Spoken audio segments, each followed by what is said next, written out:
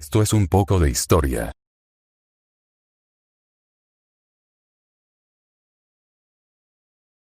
La liberación de París durante la Segunda Guerra Mundial consistió en la entrada de los aliados en la capital francesa en agosto de 1944.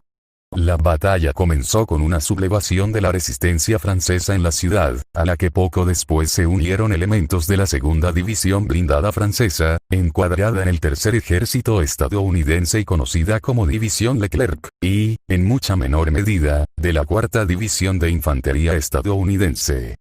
La fecha fue del 19 al 25 de agosto de 1944. El lugar fue París. El resultado fue la victoria aliada.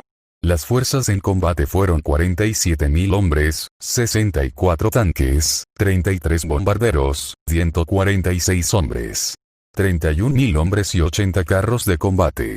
Los beligerantes fueron Estados Unidos, FFI y Ejército Francés de la Liberación, el Gobierno Provisional de la República Francesa, el Partido Comunista Francés y los exiliados españoles, que eran miembros del tercer batallón del Regimiento de Marcha del Chad. En el bando alemán estuvieron la Alemania nazi y la milicia francesa de la Francia de Vichy. Las bajas fueron: FFI, 2.500 muertos, Segunda División Blindada, 71 muertos, 200 heridos, Ejército Alemán, 3.200 muertos, 12.800 prisioneros. En esta batalla participaron activamente españoles republicanos exiliados y sobre todo anarquistas, tanto en las filas de la resistencia como entre las tropas de la Segunda División Blindada Francesa, en papeles destacados, hasta el punto de que las primeras unidades militares aliadas que entraron en París estaban compuestas por antiguos miembros del Ejército Popular Republicano.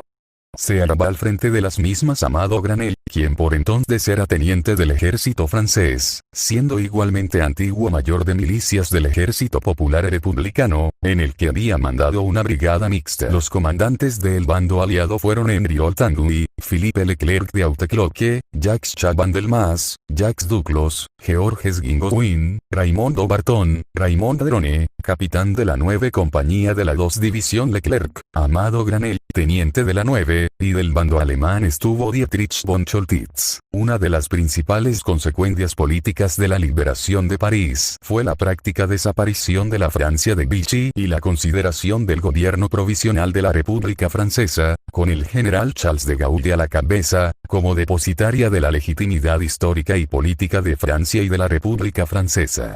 Por otra parte, de Gaulle logró convertirse en el símbolo del renacimiento de la Nueva Francia, quedando definitivamente olvidados los intentos de los anglosajones por buscar otro militar o político francés con el que entenderse para reemplazarlo.